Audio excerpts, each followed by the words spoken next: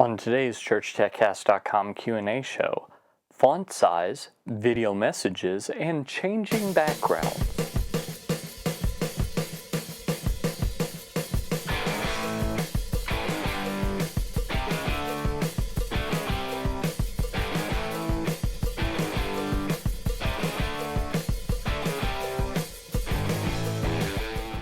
Hi, and welcome again to the ChurchTechCast.com Q&A show. This is the show where every week I answer your church tech questions.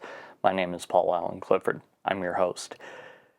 First question comes from Andrew Mortensen, who asks, in Pro 5 and or Pro 6, what font size would you recommend? I'm currently toying with the font sizes and want to have a good size that doesn't feel like I'm blasting the congregation with words, but want to make it readable.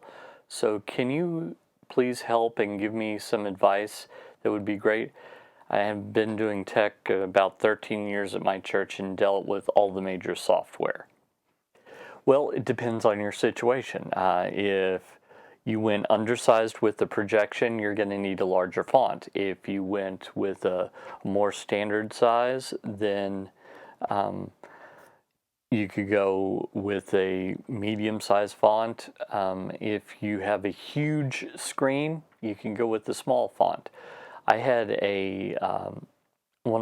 we had a satellite campus for a while that had a huge screen. So I think actually my text size was like 18. It was minuscule, but that was because the screen was so huge that it could be. Looking at the pictures you sent me, I think you originally had something in the 70 or 80 range, probably too big for the room and the projectors that you had. Probably 50 to 60 was a range that I would look at. I would make it as small as possible and still be legible. Then look from the farthest place someone would be in your sanctuary and see if it needs to be bigger. Then feel free to scale it up because you don't want people squinting or anything. You want it to be easily legible, but that should give you a general gist on what way to go. Again, it depends on your room. It depends on your projectors, etc. But I'd say, given the shots that you sent me, we're probably talking 50 to 60 in that range. Again, assuming that you've got a font that's legible. Probably something like Helvetica New would be a good starting point, but maybe something else. You're probably going to want something fairly boring. Sorry. Lyrics should generally be boring if you want people to read them. Probably something sans serif. So that's where I would start. Paul, the idea of going to a video message of the Gospel of Grace has been in my thinking. What kind of equipment and technical understanding and expense would be involved in such a ministry? PastorRay. Well, it depends. Depends on if you want to do live or if you want to do something pre-recorded.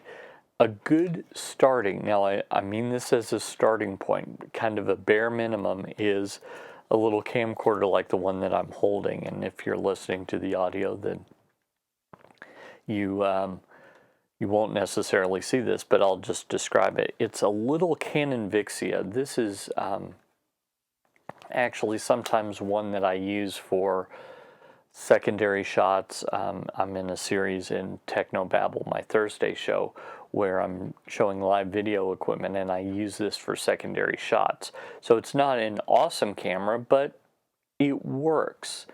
And as a starting point, it's got a good optical zoom.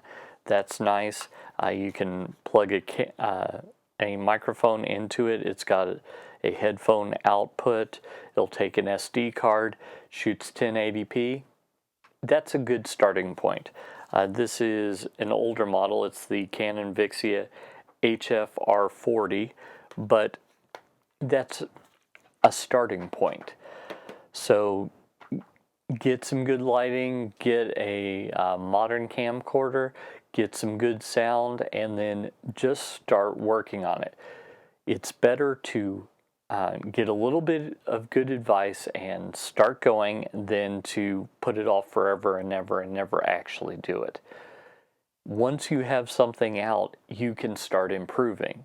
But if you get stuck in paralysis by analysis, that's totally different, and I don't want you to do that.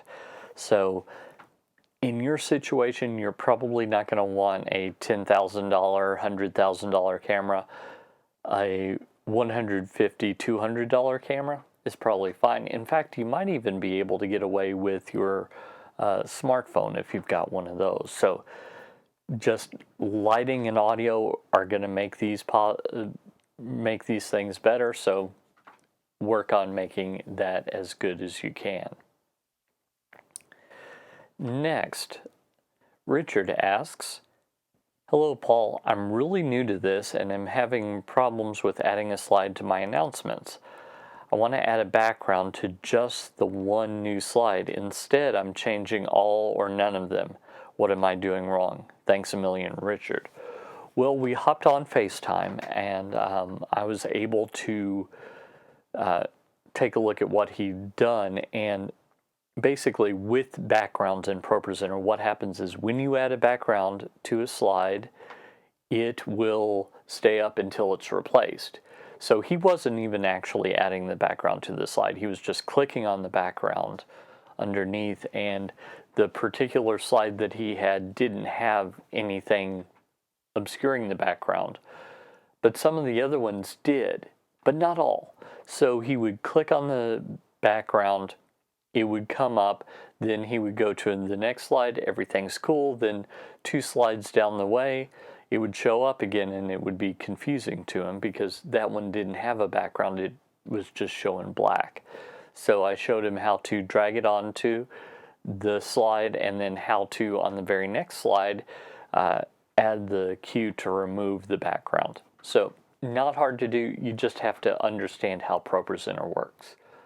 So I hope that helped you. I hope that one of those was one of your questions, and if not, just drop by trinitydigitalmedia.com and leave a comment under one of the videos. Great way to do it.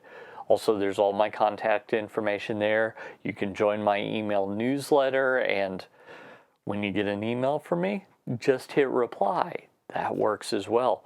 Finally, while you're at trinitydigitalmedia.com, take a look at my store, trinitydigitalmedia.com/store, and just see if there are any of those training resources I've made for you that would be available.